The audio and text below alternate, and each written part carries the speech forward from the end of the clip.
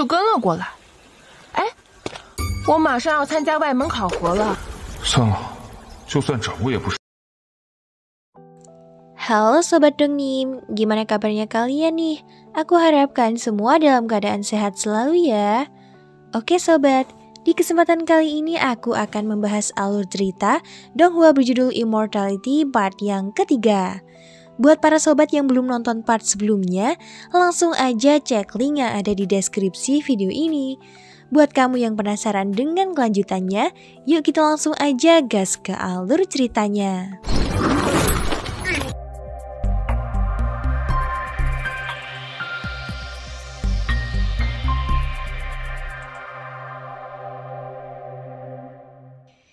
Di part sebelumnya, kita telah mengetahui kalau Fang Han dan Bangau Mistis tengah dikejar oleh sebuah asap hitam sekte serigala siluman.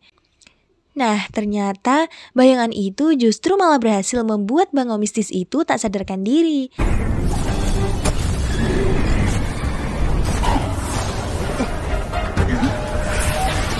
Beruntungnya, pusaka lukisan naga Wangquan yang dimiliki Fang Han telah berhasil menyerap energi serigala tujuh asap. Oleh karenanya, sang Bangau pun akhirnya berhasil sadar hingga lolos dari kejaran asap hitam tersebut.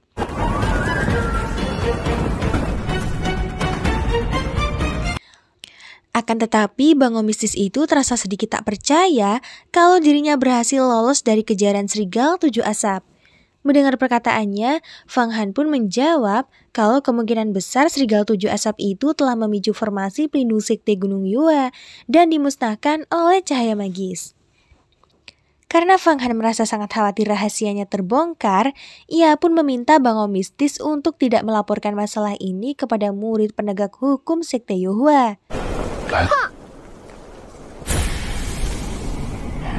Sementara itu, seseorang dari sekte serigala siluman bernama Molin ingin bergegas pergi lantaran merasa khawatir jika keberadaan dirinya terbongkar setelah gagal menangkap Bangau Mistis.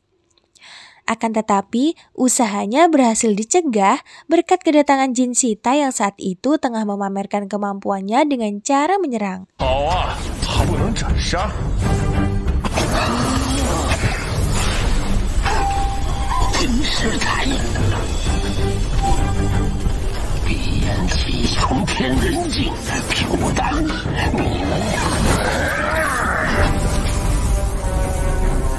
Di saat Molin melakukan serangan balik, Jin Sitai pun menghentikan perlawanannya. Alhasil, Jin Sitai pun mulai mengatakan apa yang dirinya butuhkan untuk melawan Fang Qingxu. Mendengar perkataannya, Molin pun merasa sangat terkejut lantaran niatan Jin Sitai sendiri hanya demi melawan Fang Qingxu saja. Di saat yang sama, Jin Sitai pun mulai memberitahu mengenai apa yang belum diketahui Molin tentang kedua pusaka makam Wangquan milik sekte sihirnya yang diduga berada di tangan Fang Qingxu. Alhasil, mereka berdua pun akhirnya memperoleh kesepakatan bahwa Jin Sitai sendiri akan mengembalikan pil Jiu Qiao padanya jika berhasil menjalankan rencananya. Singkat cerita, Fang Han pun akhirnya berhasil kembali pulang di puncak petir ungu. Di sisi lain, Hongyi yang melihat kedatangannya itu pun merasa sangat penasaran terhadap apa yang telah dilakukan Fang Han bersama Bangau Mistis. Sesaat setelah itu, Fang Han pun segera bergegas memeriksa pusaka lukisan Wangquan yang telah berhasil menyelamatkan dirinya. Di saat ia membuka lukisan itu, tiba-tiba saja dirinya dikejutkan sebuah lukisan serigala siluman yang diduga berasal dari asap serigala yang telah mengejar dirinya bersama Bangau Mistis. Sontak, ia pun dikejutkan dengan panggilan Hongyi yang sejak tadi telah mengikuti dirinya. Oleh karenanya, Fang Han pun memprotes dirinya yang selalu saja muncul secara tiba-tiba. Nah, di sini Hongyi sendiri tengah berusaha mencari tahu rahasia di balik pakaian Fang Han. Mendengar perkataannya, Fang Han pun mencoba menyembunyikan rahasianya dengan memberikan sebuah alasan polos kalau dirinya tidak pernah seperti ini saat berhadapan dengan perempuan. Namun rupanya Hongyi sendiri saat itu hanya sedang bergurau saja lantaran dirinya sama sekali tidak tertarik dengan penampilan Fang Han. Tak berselang lama, Fang Han pun bertanya padanya mengapa dirinya bisa sampai berada di sini. Alhasil Hong Yi pun mengaku kalau dirinya secara kebetulan mengetahui kalau Fang Han tengah mengendarai bangau, sehingga ia pun mulai mengikutinya.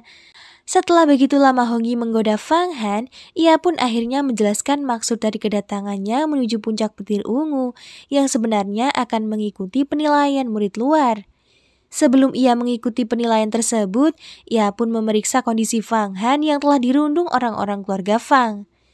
Mendengar perkataannya, Fang Han pun mengaku kalau saat ini sudah tidak ada lagi yang berani mengganggu dirinya. Melihat Fang Han yang begitu percaya diri, Hong Yi pun akhirnya mulai mengetes kemampuan Fang Han dengan cara bertarung. 快快住手！我可……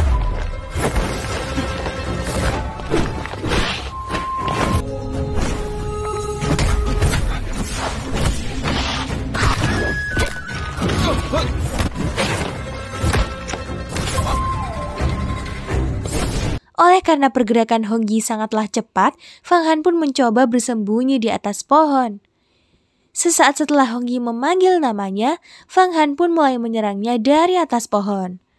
Oleh karenanya, ia pun mendapatkan serangan balasan hingga hampir saja terjatuh dari atas tebing. Syukurnya Hong Yi sendiri akhirnya berhasil menyelamatkan Fang Han. 错嘛，学会偷袭。快快拉我上去！ Alhasil, Fang Han pun mengaku kalah setelah pertarungan tadi. Akan tetapi, Hong Yi saat itu justru memukulnya lantaran Fang Han sendiri saat itu terlihat begitu serius. Di saat yang sama, Hong Yi pun memberikan penilaian mengenai seberapa besar kemampuan Fang Han dibandingkan dirinya sebagai calon murid luar Sekte Yuhua. Namun di saat Fang Han mengakui kalau kemampuannya sangat kuat, Hong Yi pun justru memukulnya lagi karena dirinya saat ini masih belum mengikuti penilaian murid luar. Akan tetapi Fang Han sendiri saat itu merasa sedikit putus asa karena dirinya merasa kalau seumur hidup pun tidak akan memiliki kesempatan mendapatkan undangan kuota calon murid luar. Mendengar ucapannya, Hong Yi pun merasa kalau kemampuan yang dimiliki Fang Han pun belum tentu berhasil lulus ujian murid luar. Oleh karenanya, ia pun memberitahu beberapa tingkatan seorang murid di Sekte Yuhua. Alhasil, mereka berdua pun mulai membicarakan tentang beberapa murid-murid utama yang mereka ketahui selama ini. Mulai dari Fang Qingshu, Jin Shitai, bahkan murid utama senior tertinggi Hua Tiandu. Pada saat itu, Hong Yi mengatakan keinginannya yang sangat ingin bertemu dengan Hua Tiandu di puncak tertinggi. Akan tetapi, Fang Han sendiri merasa kalau dirinya belum tentu bisa sampai berada di puncak petir ungu. Mendengar perkataannya, Hong Yi pun memberikan sebuah gebrakan agar Fang Han bisa menjadi seorang lelaki yang lebih berambisi. Alhasil, Fang Han pun berterima kasih padanya sembari berkata kalau ia akan berlatih lebih giat menaikkan tingkatan ranah demi mencapai jalan spiritual. Nah di sini, Hong Yi berharap kalau Fang Han bisa bergabung dengan Sekte Yuhua agar mendapatkan bimbingan dari sang guru untuk mengembangkan kemampuannya. Meskipun begitu, Fang Han pun tidak akan pernah menyerah meskipun tanpa bimbingan dari siapapun. Singkat cerita, skins di sebuah sungai, di situ terlihat kalau Fang Han tengah melanjutkan latihan untuk meningkatkan ranahnya. Demi meningkatkan kecepatannya, Fang Han pun akhirnya memulai latihannya di dalam air sungai.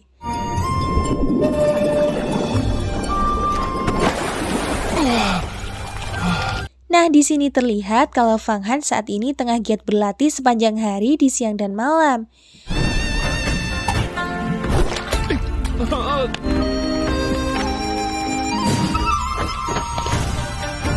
Hingga sampai pada suatu malam, Fang Han pun akhirnya berhasil mencapai ranah di tingkat ke-6.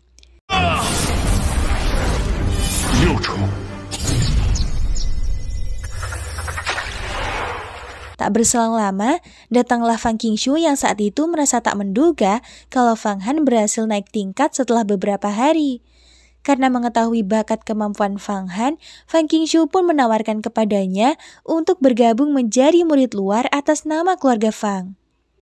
Mendengar perkataannya, Fang Han pun sangat terkejut karena identitasnya saat ini hanyalah seorang pesuruh.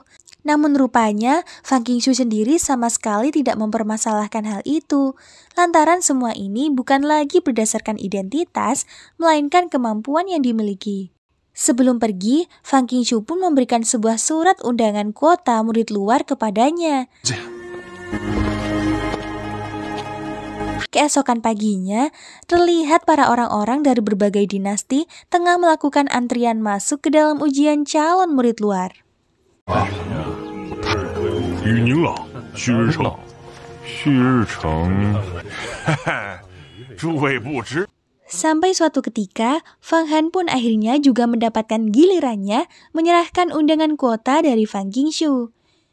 Pada saat Fang Han telah dipersilahkan masuk, tiba-tiba saja seorang murid dalam itu pun terkejut lantaran nama Fang Han tidak ada di dalam daftar.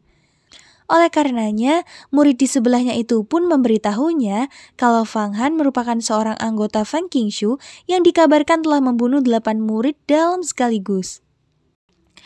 Singkat cerita, Fang Han yang telah sampai di tempat ujian tiba-tiba saja dipertemukan kembali dengan Hong Yi. Sementara itu, Fang Qingwei yang juga mengikuti ujian itu pun mengetahui keberadaan Fang Han. Tak berselang lama, tiba-tiba mereka semua pun dikagetkan sebuah suara yang menyeramkan. Sampai suatu ketika, ujian pun dimulai dengan diawali ucapan sambutan pidato tetua sekte. Di sisi lain, kedua orang di samping Fang Han itu pun tengah membicarakan latar belakang boneka mistis.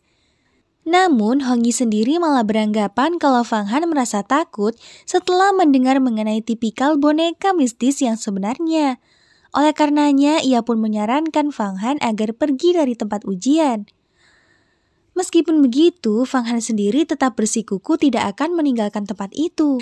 Tak berselang lama, atas panggilan tetua sekte, peserta pertama bernama Liu Miao akhirnya memulai ujian pertarungannya. Liu Miao的我认识，他已经……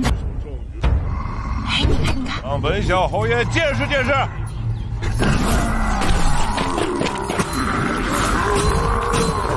Namun sayangnya Liu Miao sendiri terlihat sangat kewalahan melawan boneka mistis itu, hingga membuat senjata miliknya justru patah karenanya. Alhasil, boneka mistis itu pun malah memukulinya, bahkan mencengkeram tubuhnya sampai membuat Liu Miao sendiri terlihat ketakutan dan berteriak meminta tolong. Oleh karenanya, Yuan Jiangkong pun bergegas mengalihkan perhatian boneka mistis itu hingga menghabisinya. Nah, di sini Yuan Jiangkong pun berpesan kepada para hadirin untuk melakukan perlawanan sebisanya saja. Setelah menyaksikan kegagalan Liu Miao, tiba-tiba beberapa orang malah pergi meninggalkan tempat ujian. Oleh karenanya, Hong Yi pun kembali membujuk Fang Han agar pergi bersama mereka. Akan tetapi, Fang Han tetap bersikukuh tidak akan meninggalkan ujian hingga di akhir pertarungan. Di saat ujian masih berlanjut, di sini terlihat beberapa peserta secara bergiliran justru malah gagal menyelesaikan ujian. Sampai suatu ketika, Fang Han pun akhirnya mendapatkan giliran menjalani ujiannya. Karena merasa khawatir, Hong Yi pun mencoba menawarkan pedang miliknya untuk digunakan bertarung. Namun Fang Han sendiri justru menolaknya lantaran dirinya tidak bisa menggunakan senjata itu. Di saat baru memulai pertandingan, tiba-tiba saja boneka mistis itu memukulnya ke dalam tanah, hingga membuat semua orang beranggapan kalau Fang Han telah mati. Tadinya Yuan Jiangkong sendiri tak menyangka kalau Fang Han mati begitu cepat, padahal dirinya saat itu belum sempat menarik pedang untuk menolongnya. Hampir saja dinyatakan gagal, akhirnya Fang Han pun berhasil membebaskan diri dari tekanan pukulannya. Alhasil, Fang Han pun akhirnya melanjutkan kembali bertarung melawan boneka mistis. Tadinya Fang Han merasa sedikit kesulitan di saat bertarung melawannya. Namun ternyata pil esensi Juqiao yang ada di dalam tubuhnya itu pun membantunya meningkatkan ranah hingga mencapai di ranah fisik tingkat ke-7 kekuatan dalam. Di sisi lain, Fang Han tak menyangka kalau Fang Han bisa sekuat ini. Alhasil, Fang Han pun akhirnya memiliki sebuah cara untuk menundukkan boneka mistis tersebut meskipun tanpa senjata. Nah, di sini rupanya Yuan Jiangkong mengamati Fang Han yang sejak tadi mengalami peningkatan kekuatan yang semakin lama semakin penuh. Sampai pada akhirnya, Fang Han pun akhirnya berhasil mengalahkannya. Setelah selesai dinyatakan lulus, Hong Yi pun datang di hadapannya memeriksa kondisi Fang Han. Sesaat setelah itu, Hong Yi pun akhirnya mendapatkan giliran bertarung melawan boneka mistis. Nah, di sini Hong Yi pun memulai pertarungannya dengan cara mencari kelemahannya untuk menyerang. Alhasil, ia pun akhirnya berhasil mengalahkannya dalam sekejap dengan cara menebas salah satu kakinya, bahkan menusuk bagian kepala boneka mistis tersebut. Nah, di sini beberapa peserta pun secara bergiliran masih melanjutkan ujiannya hingga selesai. Skins di sebuah pavilion puncak Tiandu, rupanya Yuan Jiangkong tengah melaporkan hasil dari ujian para calon murid luar yang menurutnya mayoritas tidak layak direkrut sebagai murid. Namun saat itu dirinya menyoroti salah satu peserta bernama Fang Han yang menyerang dengan tangan kosong meskipun hanya berada di ranah nafas, yang pada akhirnya dapat menerobos tingkat ke-7 di arena pertarungan dan dinyatakan lulus. Mendengar perkataannya, Jin Sitai pun memotong pembicaraannya dengan berkata kalau dialah penyebab dari kematian 8 murid dan 8 bangau mistis miliknya. Sesaat setelah itu, Yuan Jiangkong pun merasa kalau di dalam tubuh Fang Han tengah terdapat sebuah sumber tak terbatas yang mengisi kekurangannya. Sontak, Jin Sitai pun mengklaim kalau Fang Han lah yang saat ini menggunakan pil esensi Jiuqiao untuk menerobos dengan cepat. Akan tetapi, Hua Tiandu sendiri rupanya menyangkal pernyataan itu dengan menyertakan beberapa alasan logis tentang keluarga Fang dan juga Fang Qingshu. Di saat yang sama, Hua Tiandu pun memberikan sebuah pil esensi Jiazi lantaran dirinya telah menyelesaikan tugas dengan baik. Setelah Yuan Jiangkong berpamitan pergi, Jin Sitai pun melanjutkan membicarakan misi rahasianya dengan Hua Tiandu. Singkat cerita, 20 orang yang berhasil lulus itu pun berkumpul di hadapan tetua sekte. Sementara itu, Hong Yi sendiri rupanya tengah memperkenalkan Fang Han dengan seorang tuan muda Zhen Yuan bernama Liu Kang. Di sisi lain, tetua sekte saat itu menunjukkan sebuah hadiah beberapa pusaka untuk para murid luar. Lantaran sebentar lagi akan diadakan latihan sekte, Liu Kang pun mengajak mereka berdua untuk berkelompok saling menjaga satu sama lain. Sementara itu dalam hati Fang Han, ia berpikir kalau pencapaiannya saat ini berkat Fang Qingshu yang telah menghargai dirinya. Oleh karenanya, ia pun bergegas berpamitan kembali ke puncak petir ungu untuk memberitahu Fang Qingshu mengenai kabar baik yang telah dirinya capai. Sesampainya di pavilion puncak petir ungu, ia pun berlari memanggil nama Fang Qingshu yang saat itu tengah sedang bersama adiknya. Melihat kehadirannya, Fang Qingwei pun justru merasa sangat kesal dan memarahinya dengan melontarkan hinaan terhadapnya. Mendengar perkataannya, Fang Han pun merasa sangat kesal, padahal Fang Qingwei dengan dirinya juga sama-sama seorang murid luar. Oleh karena Fang Qingwei tidak menyukai perubahan Fang Han saat ini, ia pun justru malah merengek di hadapan Fang Qingshu yang telah memberinya kuota murid luar. Namun, pada saat itu Fang Han mengakui kalau dirinya telah memenuhi kriteria berdasarkan kemampuannya yang dapat mengalahkan boneka mistis tanpa senjata. Mendengar perkataannya, Fang Qingwei malah beranggapan kalau Fang Han saat ini tengah menertawakan peserta lain yang menggunakan senjata. Sontak, Fang Qingshu pun berkata padanya untuk apa meributkan seorang bawahan sampai seperti ini. Di saat Fang Qingshu akan pergi bersama adiknya, Fang Han pun mencoba memanggilnya untuk mengatakan satu laporan lagi. Namun, Fang Qingshu justru memerintahkan dirinya agar berpamitan pergi dan mengatakan perihal itu di hari lain. Akankah Fang Han dapat memiliki kesempatan mengatakan semuanya kepada Fang Qingshu? Untuk mengetahui kisah kelanjutan alur cerita Immortality part selanjutnya, pastikan jangan lupa tekan tombol subscribe untuk notifikasi berikutnya ya.